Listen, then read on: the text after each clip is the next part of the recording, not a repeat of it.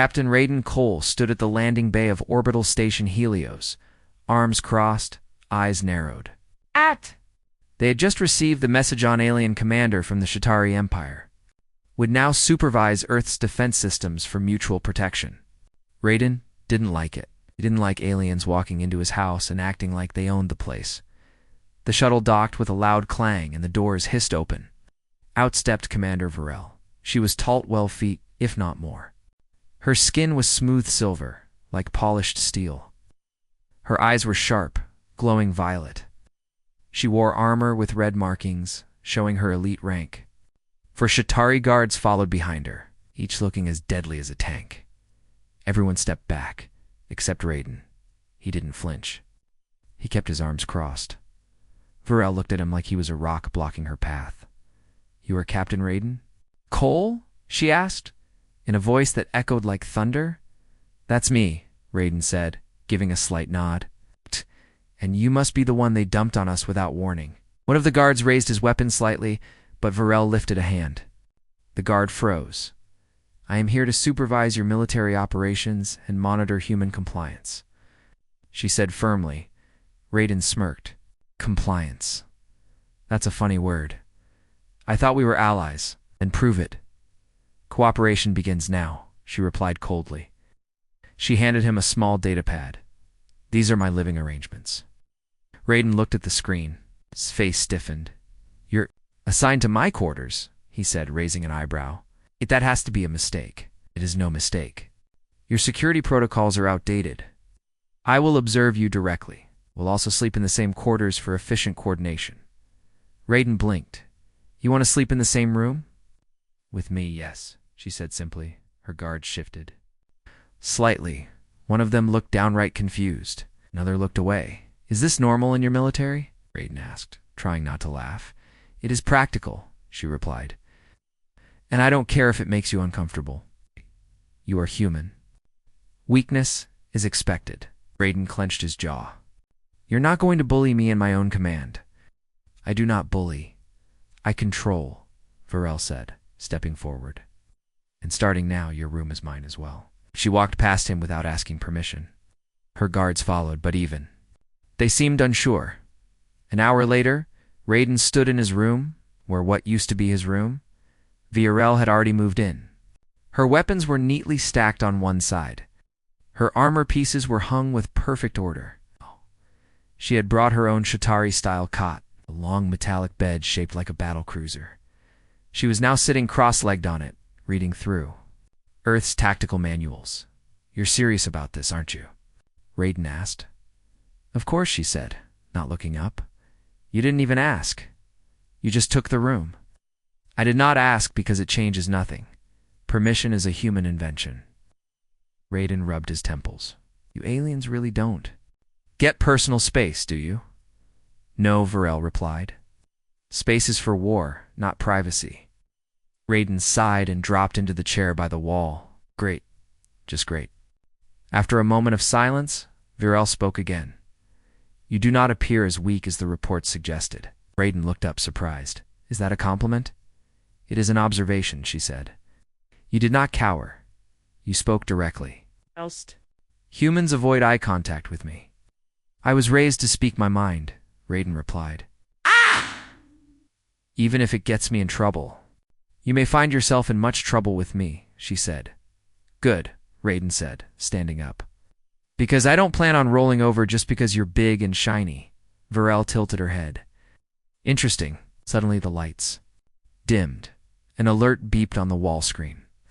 A small mining ship was requesting emergency docking. No weapons, no ID, just a silent SOS. Everyone in the station grew tense. Raiden grabbed his jacket. "Let's move," he said. Varel stood. "I'll come too." He turned. "You're not giving orders here." "I am protecting my unit. That includes you." Raiden gave her a hard stare. "Fine, but try not to shoot anyone unless I say so." Varel smirked a tiny sharp curve. "Of the lips. I do not ask for permission, Captain. I just act." As they walked down the corridor side by side, even the guards seemed unsure how to follow them. Some froze. Some whispered. A human, and a Shatari commander sharing quarters. Walking together, both trying to lead? It was strange. It was dangerous. And it was only the beginning. Captain Raiden Cole stepped into the command room, still drying his hair with a towel. It was early morning, and he hadn't even had coffee yet. But inside, the air was tense. Officers stood around the table, silent, stiff, all eyes were on the center screen.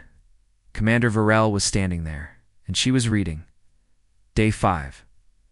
I still don't trust the alien. She watches everything. She's built like a warship and talks like a computer.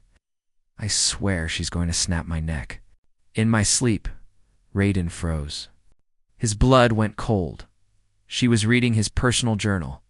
Hey, he shouted, dropping the towel. That's mine. Virel turned to him calmly, holding the small data tablet. It was unencrypted, lying open on your desk. I assumed it was. An informal tactical log. It's not. It's personal.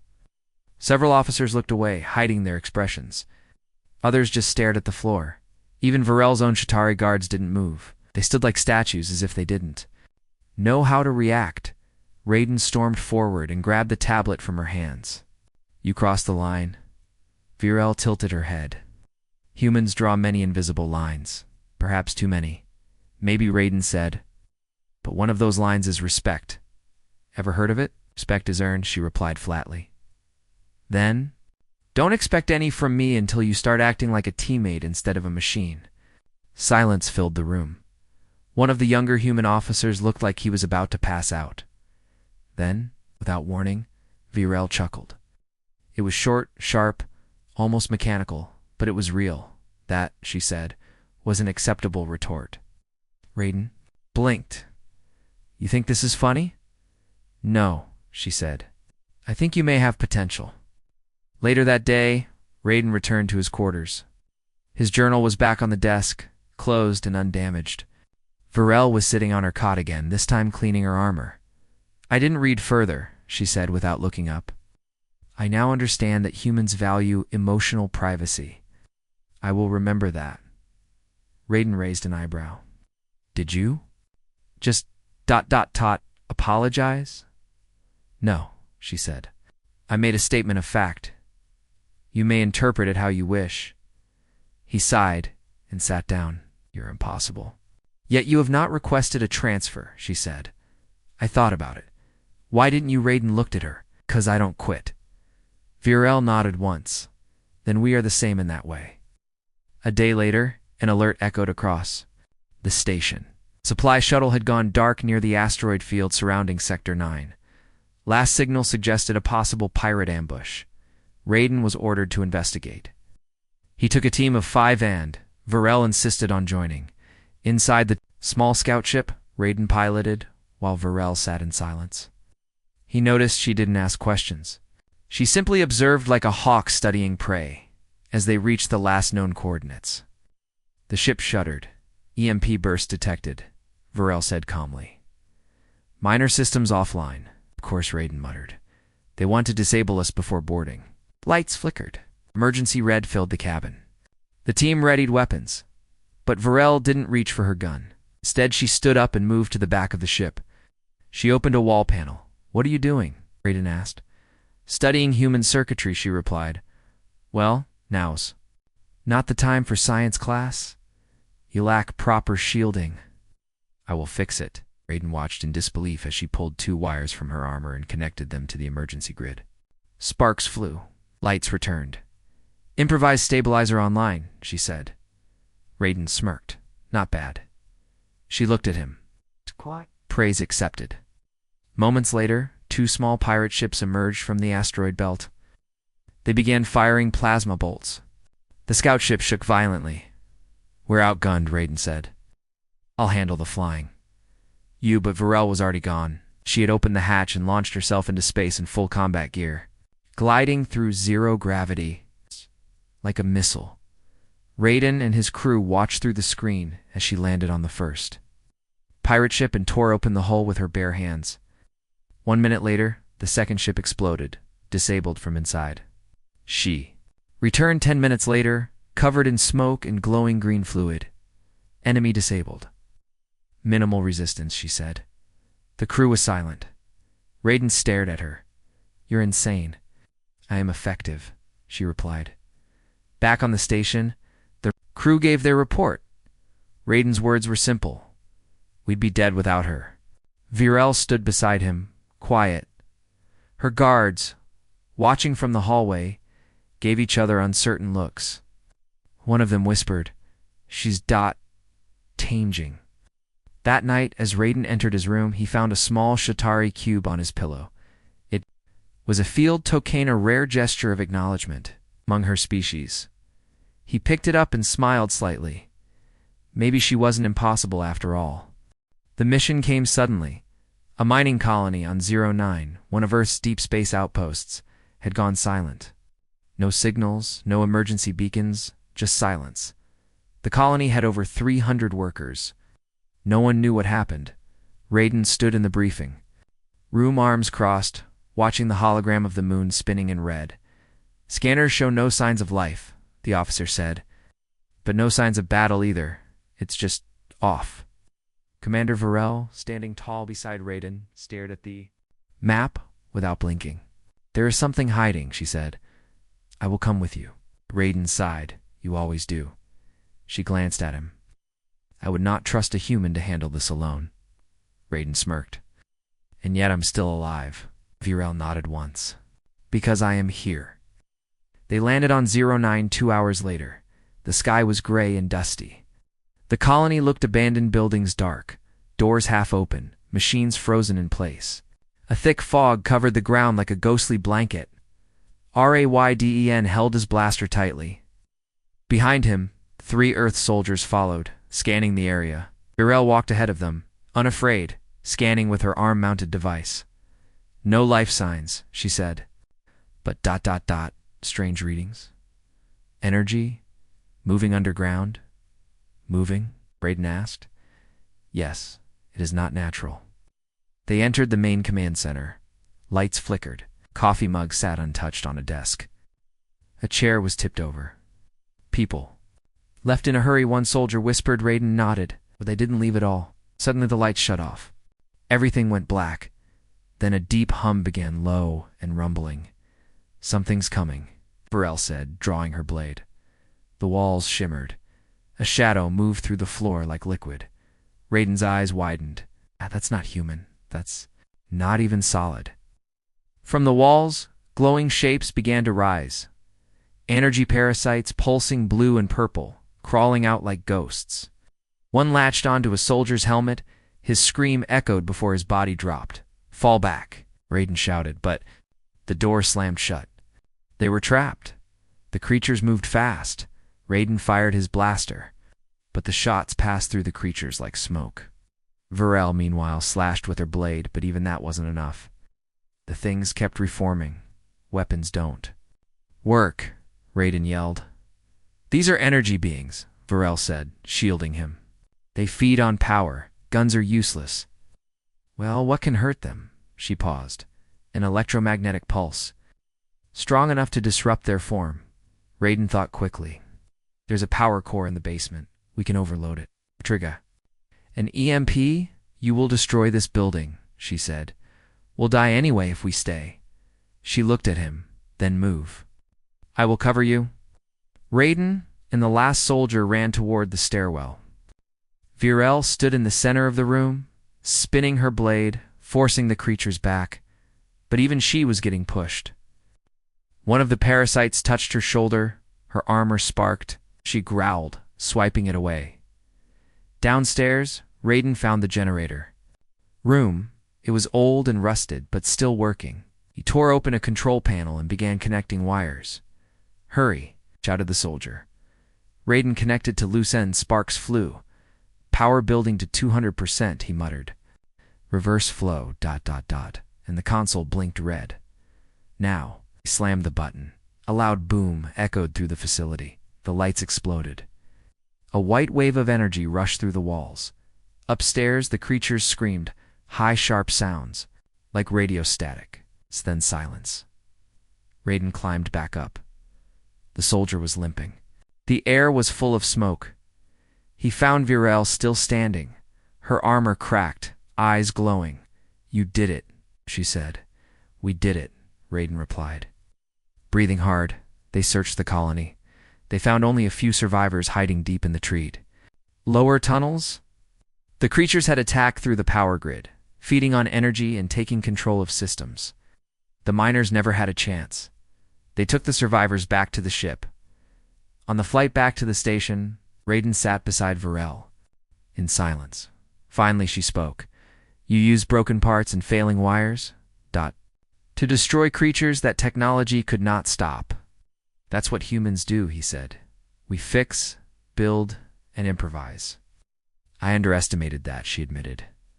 Raiden looked at her. "You just admitted you were wrong." She nodded. "Slowly, correct." "You have traits I did not expect," he laughed. "We're full of surprises." Later, on orbital station Helios, the report was filed. "Mission success," it read. "Enemy defeated using human improvisation and alien support." But the talk around the station wasn't just about the victory. It was about what people saw on 0-9 Commander Varel, risking herself to protect human soldiers. Captain Raiden, leading a near-suicidal plan with calm precision, and the two of them standing side by side, stronger together than alone. Even the Shatari guards had questions. "She fought harder than ever," one whispered. "For him!" "No," said another. "With him." That night, in the shared room, Raiden placed a cup of earth coffee on Varel's side table. "It's bitter," he said, "but it'll grow on you." She stared at it, then slowly took a sip. Her expression didn't change, but she nodded once. "Acceptable," she said. Raiden smiled. 2 weeks had passed since the 09 mission. Raiden and Commander Varel had returned to regular duty, but everyone on the station looked at them differently now. Soldiers saluted both of them. Even Shatari guards gave respectful nods. Raiden didn't like politics, but today was different. An alien diplomat from the Zelkai Federation was visiting the station. The Zelkai were known for being proud, formal, and very cold toward humans. They had long faces, shining scales, and spoke in long sentences that meant very little. Raiden sat at the meeting table next to Varel, trying to keep a straight face. Across from them sat Envoy Drelvek, a tall, green-scaled Zelkai with bright yellow eyes. "Commander Varel," Drelvek said slowly, "your presence is expected. The Shatari are known for strength, logic, and proper discipline." Varel gave a short nod. "As are the Zelkai." Drelvek then turned to Raiden, his lip curling slightly. "And you must be the human commander, the one who still uses handwritten notes in a digital world." Raiden gave a polite smile. "Sometimes the old ways work better," of course, Drelvek said. "Your kind does enjoy ... primitive habits. I suppose it fits your development level." The room went quiet. Raiden said nothing, but his jaw tightened. Varel turned her head sharply. "Envoy Drelvek, that comment was unnecessary." Drelvek lifted his hands. "I meant no offense. Truly, how far can a species go when it still clings to the habits of apes?" The insult was loud and clear. One of the Earth officers stood, but Raiden raised a hand to stop him. He stayed seated, calm, but his eyes locked on Drelvek's without blinking. Then it happened. Varel slammed her fist on the table. The sound cracked. The polished surface, and the table split slightly in the middle. Everyone froze. Even her Shatari guards stared, eyes wide. "You will speak with respect," she said in a cold, dangerous voice. "Captain Raiden is my assigned partner. You insult him, you insult me." Drelvek blinked. I meant no." "Enough." Varel snapped. "This conversation is over." She stood and turned to walk out. Raiden followed her silently, his heart pounding. Outside the meeting room, officers whispered. Rumors spread like fire. A Shatari commander had broken diplomatic protocol for a human. Later, back in their quarters, Raiden sat quietly as Varel stood by the window, arms crossed. "You didn't have to do that," he said. "I did. You could lose your command. Maybe even be recalled.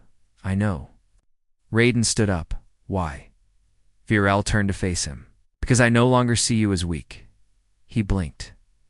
That's it? She stepped forward. And because respect, once earned, must be defended. For a moment, neither spoke. Then Raiden gave a half smile. You sure you're not going soft? She raised an eyebrow. Never. The next day, Virel was summoned to a union review board. Several high-ranking officials from different species questioned her actions. Commander Virel, said one elder Chitauri general, you lost control of your emotions. This behavior is not acceptable. He was insulted, Virel said. Firmly, you are a warrior. You are above petty feelings. Virel remained calm. It was not a feeling. It was principle. And this human Captain Raiden has changed your judgment? Virel didn't answer at first. Then she looked directly at them. He has taught me that strength is not always about force. Sometimes it is about standing firm, even when everyone else walks away. The board members whispered to one another. Later, Raiden waited outside the hall. When Virel stepped out, he asked, well, they warned me. Any more emotional outbursts and I will be reassigned. Raiden frowned. I'm sorry. I am not, she replied. I said what needed to be said. He looked at her for a long moment. You really don't care what they think anymore, do you? No, she said. I care what you think. Raiden froze. Even her own guards, standing behind her, looked shocked. No Chitauri ever said such a thing, but Virel didn't take it back. She stared at Raiden, waiting. I think, he said slowly, that I'm starting to get used to having you around. She nodded.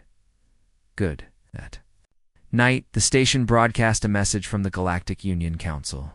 A new threat had been detected at the edge of known space, an ancient weapon buried beneath the ruins of Demos Prime. A dead planet from before the Union even existed. Earth had been chosen to lead the investigation, and they would not go alone, Commander. Virel and Captain Raiden were officially assigned as co-commanders of the operation. Everyone on the station knew. This wasn't just another mission, it was a test, and this time, the whole galaxy would be watching. The ship named Unity floated above the dead planet Demos Prime. Below it, the surface was dark, broken, and silent. Long ago, a great civilization had lived there, but now only ruins and secrets remained. Commander Virel stood on the observation deck, staring at the planet through the wide glass. Her silver armor was off. She wore a simple black uniform, her long white hair tied back. Behind her, the door opened softly. Captain Raiden Cole entered the room with 2 steaming mugs. You always stand here at night, he said, handing her one of the mugs. Don't you ever sleep? Not often, she replied, taking the drink. And not well. Raiden leaned on the railing beside her. You think it's down there? Yes, she said quietly. Something old. Something powerful. Something evil. They say the last war that started here destroyed 3 empires, Raiden said. This could be worse. Virel nodded slowly. We are leading the mission. They stood in silence for a while, watching the swirling clouds on the surface of Demos Prime. Then Raiden spoke again. Do you miss it? Miss what? Home. Your world. Virel didn't answer at first. Then she said, I never belonged there. Everything was rules, rank, logic, no room for feeling. I followed orders. I fought wars. I survived. But I never lived. Raiden looked at her. Now, she turned to him. Now I understand more. About strength. About choice. About why you humans fight so hard. We fight because we care, Raiden said. Even if the odds are bad. Even if it hurts. Yes, she whispered. That is what I learned from you. Her voice was softer than usual. Her words slower. Raiden had never heard her speak like this before. Then she stepped closer. Raiden, she said, using his name for the first time without rank. If we don't come back tomorrow, I need you to know something. He looked into her glowing violet eyes. What? She hesitated. Her fingers tightened around the mug. Even her voice dropped lower. You changed me, Raiden smiled. And you changed me too. A long moment neither moved. Then she turned. Back to the window. The moment passed, but something between them had shifted. Early the next morning, the Unity prepared to descend. Inside the briefing room, human soldiers and Shatari warriors stood side by side. A large screen showed a map of the planet's surface. Underground, deep below the ruins, was a buried structure alien, ancient, and still active. Our goal is simple, Raiden said. We go down. We get inside. We shut it down. Or destroy it, Virel added, whichever comes first. A young soldier raised his hand. What if it's guarded? It will be, Raiden said. We've seen this before. Old tech never sleeps. Virel looked over the room. You will follow orders. But if you lose contact with command, you follow your training. Protect each other. Do not separate. She paused, then added something rare, and stay alive. The team nodded. Rayden and Virel walked out together, both wearing their armor now. Guards followed in silence. One of them leaned closer to the other. Did you hear her? He whispered. She told them to stay alive. She never says that. She's changing. She already changed. The shuttle dropped through the clouds of Demos Prime. The surface was gray and cracked. Tall ruins stood like broken teeth across the plains. Old towers, dead machines. Fallen ships, Raiden and Virel stepped out first. The air was dry, cold, and heavy. Virel's scanner buzzed. Energy signal is still active. Below us. They moved carefully, team in formation. As they walked into a large ruined building, they found a massive stairway leading deep underground. We go down, Raiden said. With every step, the air grew colder. Soon they reached the chamber. It was huge walls, covered in glowing blue symbols. In the center stood a large machine, spinning slowly. It pulsed with dark light. This is it, Virel said. The core. Suddenly, the lights turned red. The machine woke up, and from the shadows, tall metal figures emerged. Old war robots, once guardians of the ancient empire, now activated by intruders. Get ready, Raiden shouted. The robots opened fire. It blew. Plasma bolts lit the room. Raiden dived behind cover. Virel, we need that control panel. I see it, she called, running straight into the fire. Her armor took 2 hits. But she didn't stop. She reached the console and slammed her hand down. A blue spark flew out, striking her hard. Override failing, she shouted. Raiden ran toward her, dodging. Blasts. He reached her side, pulled open a metal plate, began connecting wires. You're improvising again, Virel said, breathing hard. Always, Raiden replied. Together, they jammed the wires, overloaded the circuits, and slammed a backup core into place. The machine screamed a high noise like metal tearing. Then, silence. The lights dimmed. The robots froze, and the ancient weapon shut down. The team survived. No one died. Later, as they flew back to the station, the message came from the Galactic Union. Mission success. Earth and Shatari leadership will continue joint command. Trust has been earned. Back in their room, Virel stood once again at the window. Raiden joined her, setting down 2 mugs of coffee. You know, he said, they're going to talk about this for years. I know, she said. Let them talk. He smiled. You didn't care what anyone thought when we met. She looked at him. I still don't, she said. Except for you. The Unity returned to orbital station. Helios, with a hero's welcome, news of the mission's success had already spread across the Galactic Union. Earth Command sent medals. The Shatari Council sent honors. Even the cold Zelkai Federation sent a message of respectful acknowledgement. But Raiden didn't care about the politics. He was more focused on the sudden tension building around. Commander Virel. She's being watched, said Officer Lena, one of Raiden's trusted crew members. Too close to humans, too emotional. Raiden frowned. She saved lives. They think she's too different now. He knew exactly what that meant. That evening, Virel stood alone in the training hall, practicing slow blade forms. Her armor was off, her face calm, but Raiden could tell something was wrong. He stepped into the room. They're coming for you. Aren't they? He asked. She nodded. The council is sending an inspector to evaluate me, possibly remove me. They can't do that. You've done nothing wrong. I've done many things they see as wrong. I showed emotion. I protected. I broke tradition. Raiden stepped closer. So that's it? They strip your title because you became a better person? Varel's hands tightened around the blade. They see it as weakness. Raiden reached out, gently placing a hand on hers. They're wrong. She didn't pull away. I do not want to leave, she said quietly. Then don't. I may not have a choice. Raiden looked into her eyes. Then we'll fight it together. The next morning, the inspector arrived. High Lord Taverin, one of the oldest and strictest members of the Shatari Council, stepped onto the station with 4 elite guards. His armor was golden, his voice cold. I have come to correct a mistake, he said to the command staff. Commander Varel has forgotten who she is. Varel stood before him without fear. I have not forgotten, she said. I have learned. You were not sent to learn, Taverin replied. You were sent to watch the humans, not become one of them. I followed the mission, and I adapted as every true warrior should. Taverin's eyes narrowed. You will return with me, defective immediately. Varel stayed silent. Raiden stepped forward. She's done nothing wrong. This is not your matter, human, Taverin said sharply. Raiden didn't move. She's not property, he said. You don't get to just take her. 2 Shatari. Guards raised their weapons. The air became thick with tension, and then Varel moved. She stepped between Raiden and the guards, her tall frame standing like a wall.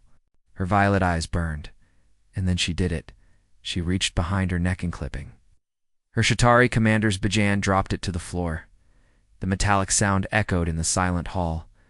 I no longer need this, she said. Her own guards gasped. Even Taverin froze. It was the most shameless act a Shatari warrior could do, rejecting her own rank. In public, but Varel didn't care. She turned and looked at Raiden. I protect him. I choose him. That is my honor now. It's the entire hall. Stood frozen. Even Taverin said nothing. Varel stepped forward, stood beside Raiden, and waited. Finally, Taverin spoke.